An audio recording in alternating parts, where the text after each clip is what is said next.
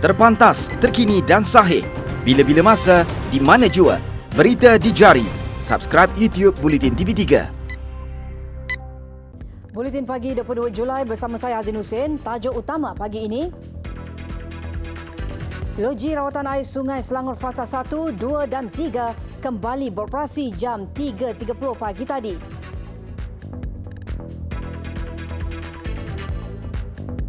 Kementerian Pendidikan kerjasama dengan KPDN HEP bantras isu vape di sekolah.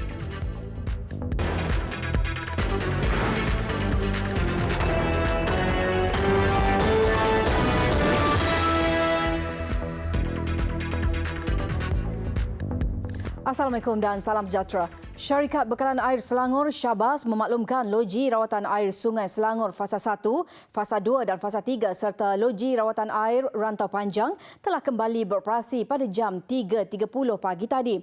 Menerusi kenyataan yang dikeluarkan Ketua Jabatan Perhubungan Pelanggan dan Komunikasi Pengurusan Air Selangor Sdn Bhd, Abdul Rauf Ahmad, pihaknya dalam proses meningkat dan menstabilkan paras kolam serta tekanan di sistem agihan bagi proses pemulihan air secara berperingkat. Susulan insiden ini melibatkan pengguna berskala besar, bantuan lori tangki akan digerakkan dengan keutamaan kepada pelanggan dan premis kritikal serta kecemasan. Pengguna juga boleh mendapatkan bantuan di pusat khidmat setempat PKS serta pilih-pilih awam seperti tertera. Sebarang pertanyaan dan maklumat pengguna boleh layari di laman sesawang Facebook atau Twitter yang tertera.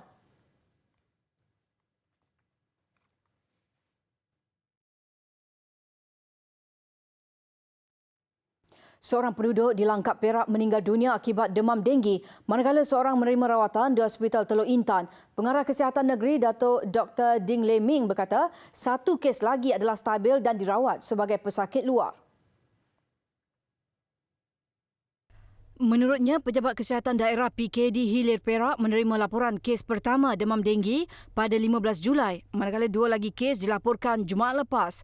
Menurut Datuk Dr. Ding, sebanyak 82 rumah diperiksa oleh anggota kesihatan. Hasil pemeriksaan, pihaknya mendapati punca utama wabak adalah kadar pembiakan Aedes yang tinggi di Kampung Pelawan B.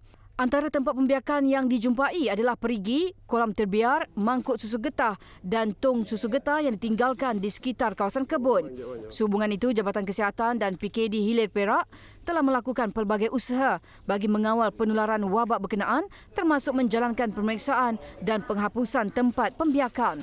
Aktiviti pengesanan kes secara aktif serta melakukan aktiviti lava siding menggunakan semburan ruang termal dan semburan ultra low volume di sekitar kawasan wabak serta Kampung Pelawan A.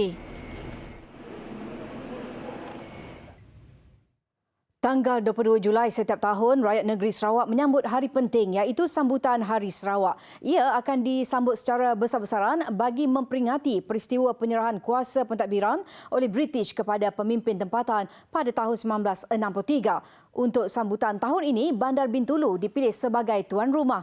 Dan untuk butiran lanjut, kita terus sahaja berlintas langsung bersama wartawan Adib Osman. Silakan Adib. Dan selain daripada itu, terima kasih Haslin di si pentas. Assalamualaikum dan salam sejahtera. Tanggal 22 Julai pastinya sebuah tarikh yang cukup signifikan buat rakyat di negeri ini. Kerana tepat 57 tahun yang lalu, kuasa pentadbiran di negeri ini diserahkan oleh penjajah British kembali kepada rakyat tempatan dalam menentukan nasib serta hala tuju mereka sebagai sebuah wilayah yang berdaulat dan mempunyai kerajaan sendiri. Dan pastinya sambutan kali ini tambah bermakna kerana disambut di Bandar Bintulu yang merupakan lokasi persidangan Dewan Undangan Negeri pertama atau dikenali sebagai The Sarawak General Council kira-kira 152 tahun yang lalu, sekaligus menjadikan ia institusi DUN tertua di negara ini. Dan bagi sambutan kali ini, sebuah perhimpunan diadakan bertempat di Jalan Lapangan Terbang Lama Bintulu. Dan buat masa ini kita masih lagi menantikan ketibaan tetamu kehormat yang di-Pertuan Negeri Sarawak Tun Abdul Taib Mahmud yang bakal tiba pada bila-bila masa saja lagi. Dan seperti yang dapat kita saksikan, kawasan ini sudah pun dibanjiri oleh para peserta serta orang ramai yang ingin sama-sama meraihkan hari yang penuh bersejarah ini. Dan di sepanjang program ini kelak, pelbagai atur syarat telah pun diaturkan. Dan di antaranya kita berpeluang untuk mendengar amanat daripada Ketua Menteri Sarawak, Datuk Patinggi Abang Jari Tun Openg, diikuti dengan upacara menaikkan bendera sebelum kita menyaksikan simbolik perasmian yang bakal disempurnakan oleh Tun Abdul Taib Mahmud kelak. Dan dalam pada itu, secara keseluruhan sejumlah 7 acara sampingan yang lain akan turut diadakan sempena dengan sambutan kali ini. Di antaranya adalah pameran Hari Sarawak, larian Hari Sarawak dan majlis kesyukuran. Dan untuk makluman, Hari Sarawak telah pun digazetkan sebagai cuti umum pada tahun 2016 ketika pentadbiran Allahyarham Tan Sri Adnan Satem yang bolehlah dianggap sebagai tokoh yang amat penting untuk sambutan Hari Sarawak ini. Saya kira setakat itu saja laporan saya dari Bintulu, dan untuk kepada rakyat di negeri Sarawak, selamat Hari Sarawak diucapkan. Kita kembali kepada rakan setugas. Silakan.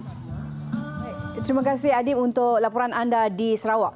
Seterusnya, Parlimen tidak perlu dibubarkan lebih awal kerana sistemnya masih berfungsi dengan baik. Menteri di Jabatan Perdana Menteri Datuk Seri Dr. Mujahid Yusof berkata, Kerajaan Pakatan Harapan PH masih mempunyai tempoh 4 tahun untuk meneruskan pentadbiran negara ini selepas memenangi Pilihan Raya Umum ke-14.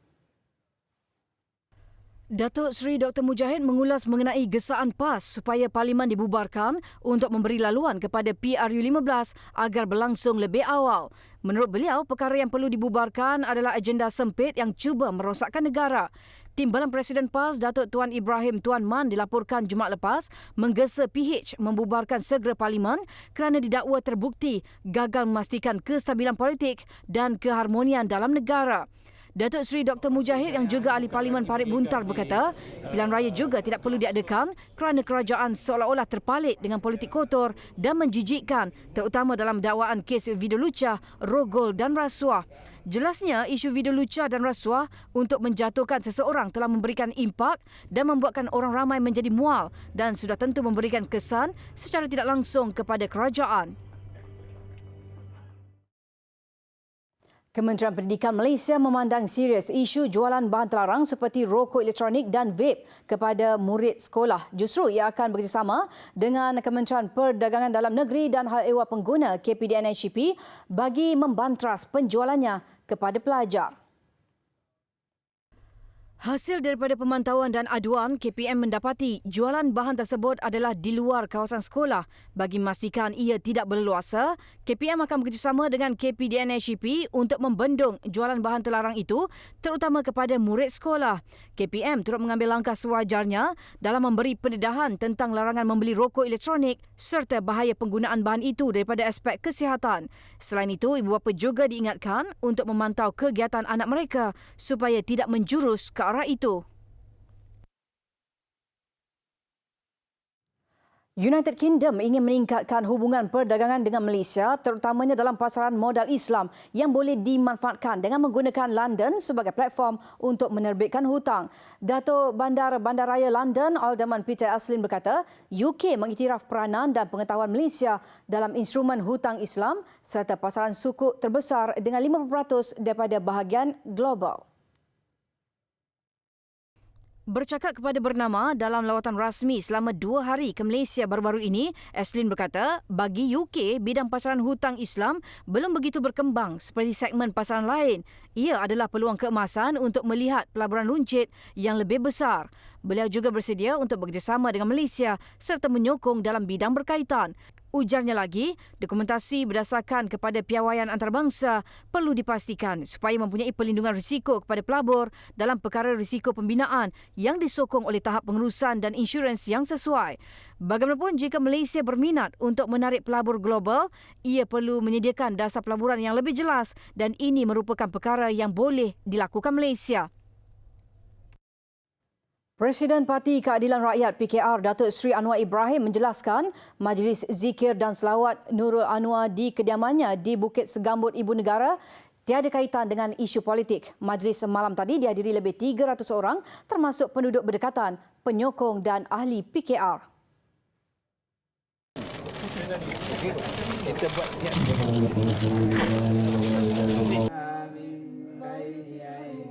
Majlis berkenaan bermula dengan bacaan wirid sebelum hadirin mendirikan solat maghrib, disusuli bacaan Yasin, selawat dan zikir.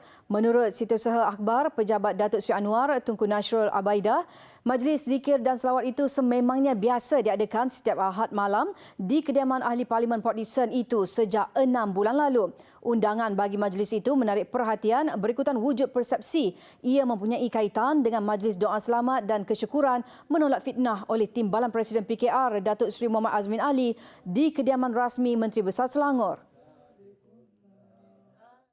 Timbalan Presiden PKR Datuk Seri Muhammad Azmin Ali menggesa semua pihak termasuk media agar tidak melaga-lagakan dirinya dengan Presiden Parti itu, Datuk Seri Anwar Ibrahim. Senada dengan kenyataan pemimpin berkenaan sebelum ini, beliau berkata mereka berdua masih dalam pasukan yang sama.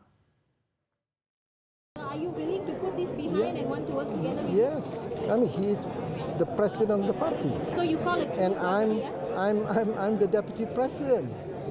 You see, you janganlah provoke president and deputy president. We have been together for many decades. Okay.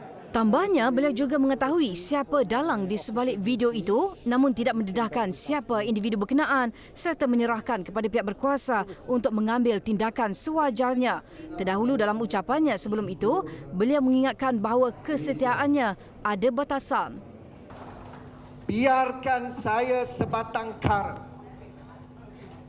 Biarkan saya berdepan dengan orang ataupun manusia yang pernah saya kenali sebelum ini. Tetapi kesetiaan kita ada batasnya.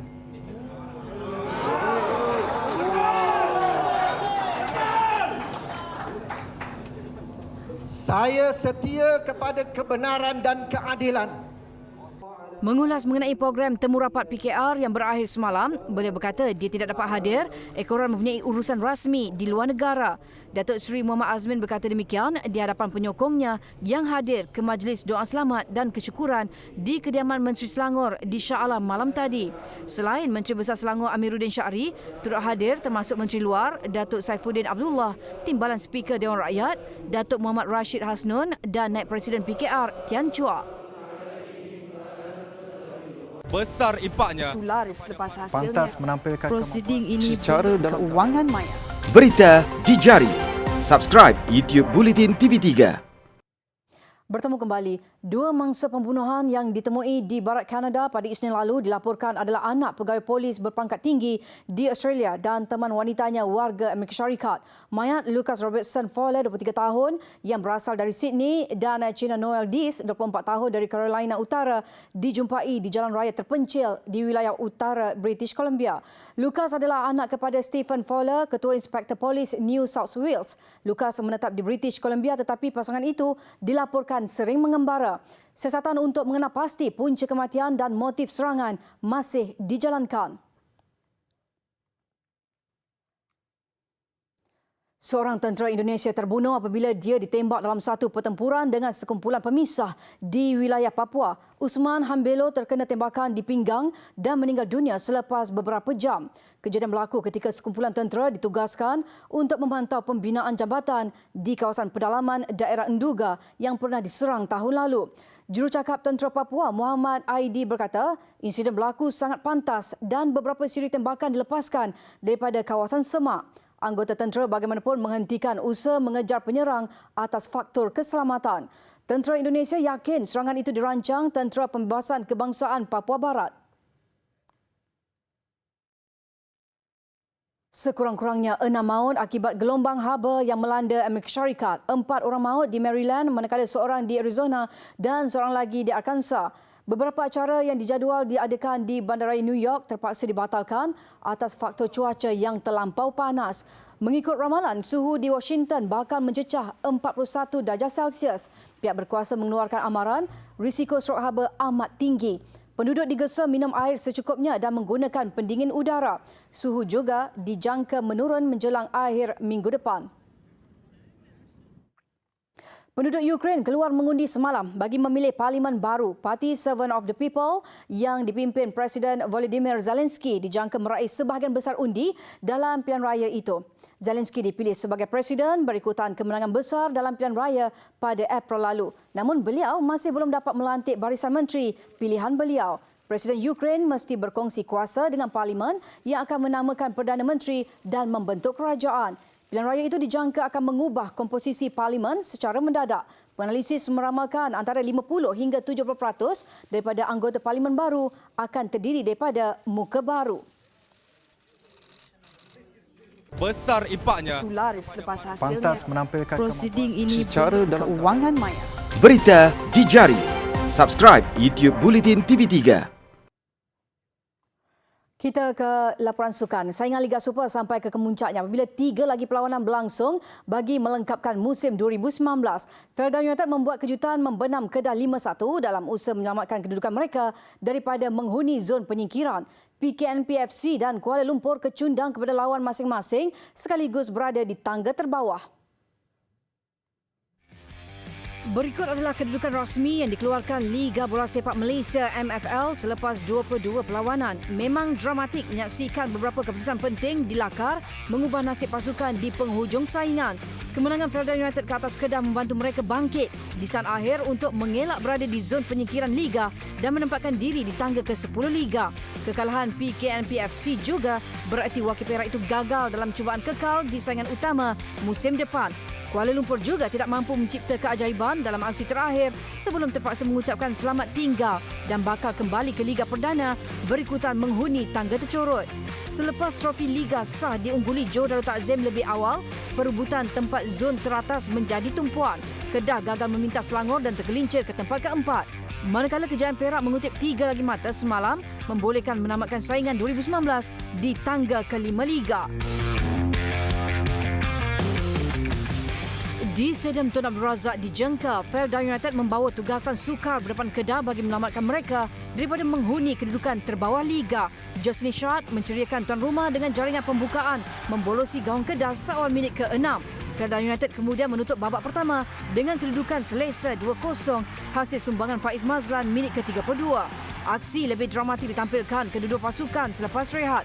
Dimulakan dengan babak layangan kad kuning kedua kepada Renan Alvis, pelawat yang terpaksa beraksi dengan 10 orang pemain meraih sepakan penalti selepas itu. Jonathan Baumann tidak mensia-siakan peluang keemasan untuk merapatkan kedudukan 1-2 menghambat Felda United. Tetapi tuan rumah berjaya juga mengambil kesempatan ke atas lawan di penghujung permainan dengan menyumbat 3 gol pantas menerusi Khairul Amri minit ke-85 yang kembali melebarkan jaringan 3-1. Sebelum Jasazrin Jamaluddin dan K.E. Kedah mencatat nama selaku penjaring pada masa kecederaan untuk kemenangan 5-1 berpihak skuad bimbingan Muhammad Nizam Jamil mengekalkan mereka di Liga Super musim depan. Skos kejuaraan kebangsaan 2019. Aksi pentas akhir menyaksikan Low Wee Wen berjaya menafikan hasrat Rachel Arnold untuk meraih gelaran juara bagi kategori wanita. Manakala untuk kategori lelaki, Evan Yuan cemerlang menewaskan pesaing utama Ng Yan Yeo sekaligus melakar hat-trick merangkul gelaran juara sejak 2017. Selaku pilihan pertama, Lau Wee Wen tampak tenang menguasai set pertama dengan kemenangan 11-6. Set kedua, Rachel Arnold nyata tidak memberi peluang kepada Wee Wen untuk terus selesa apabila bangkit dengan kemenangan 11-7 sekaligus menyamakan kedudukan. Namun pemain lebih senior Wee Wen sekali lagi unggul menguasai set ketiga dan keempat dengan kemenangan 11-9, 11-2. Kemenangan 3-1 ini membolehkan Wee Wen meraih gelaran juara dan ini merupakan kemenangan ketiga karier di peringkat kebangsaan. Manakala aksi saingan akhir kategori lelaki menyaksikan pertembungan sengit di antara Evan Yuan dan Ng Yan Yeo. Turun selaku juara bertahan, Evan terlebih dahulu memenangi set pertama dengan kemenangan 11-6. Tidak mengalah, Ng Yan mengatasi Evan di set kedua 11-7 untuk mengikat mata. Penguasaan Evan tidak dapat dinafikan lagi menerusi kembali bertenaga mengungguli set ketiga dan keempat dengan kemenangan 12-10, 11-9 sekaligus melangkah hat-trick kerana telah berjaya merangkul gelaran juara selama 3 tahun berturut-turut. Penerjun negara Leong Mun Yi bertekad untuk terus konsisten dalam usaha memastikan slot ke Sukan Olimpik Tokyo 2020 yang diraih bersama Pandelila Renong di Kejohanan Dunia FINA Guangzhou, Korea Selatan minggu lalu akan menjadi miliknya. Sedar ia bukan mudah, namun penerjun paling berpengalaman dalam skuad negara itu tetap mahu mencuba untuk layak ke Olimpik buat kali kelima. 3 penerjun negara yang berjaya meraih slot ke Olimpik Tokyo 2020, Leong Mun Yi, Pandelila Renong dan Wendy Ng Yan Yi tiba di KLIA semalam bersama skuad terjun negara. Malaysia meraih 3 slot dalam acara 10 meter platform seirama, 10 meter platform individu wanita dan 3 meter papan anjal individu wanita. Bagi Leong Mun Yi, cabaran sudah pun bermula untuk mengintai peluang mewakili negara ke Tokyo 2020 nanti. Penerjun yang sudah mewakili negara selama 21 tahun itu mahu terus bersaing dan berusaha meningkatkan prestasi semasa. Misi kali ini adalah untuk ambil kelayakan dulu dan selepas ni adalah untuk kena usaha lagi untuk ke arah Tokyo Olympics. Sementara itu, bagi Pandelela Renong dan Wendy Ng Yan Yi, saingan di Olimpik sudah semakin sengit, terutama menentang penerjun dari China yang sememangnya mendominasi sukan ini. Justru penerjun negara tidak boleh memandang mudah kejohanan yang akan dihadapi selepas ini dalam memantapkan lagi skill dan teknik terjunan. Sekarang ni semua penerjun-penerjun muda pun menggunakan dive difficulty yang tinggi dan I don't want to be in my comfort zone anymore. Yeah. Women's 3 meter is getting tougher, and we need to upgrade our difficulty also. So we will discuss with our coach and see how it goes. Kepulangan mereka disambut oleh timbalan Ketua Pengarah Strategik MSN, Suhardi Alias dan rakan sepasukan. Skim hadiah kemenangan sukan, Syakam, bernilai RM40,000 menanti penerjun negara Pandelela Renong dan Leong Mun Yi menerusi kejayaan mereka meraih pingat perak di kejuaraan dunia FINA, Gwangju, Korea Selatan minggu lalu. Sekian Buletin Pagi. Ikuti lebih banyak berita di platform media sosial Buletin TV3. Assalamualaikum dan salam hormat.